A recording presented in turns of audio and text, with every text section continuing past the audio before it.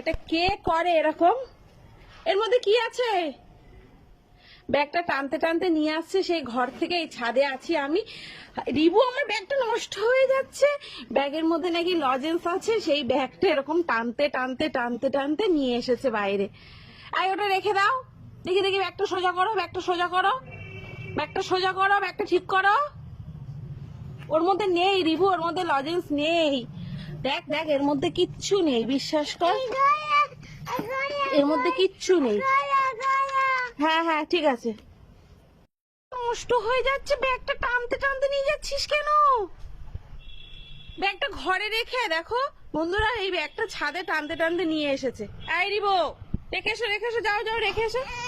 আরে এর মধ্যে কিছু নেই, এর মধ্যে কিছু নেই, যাও।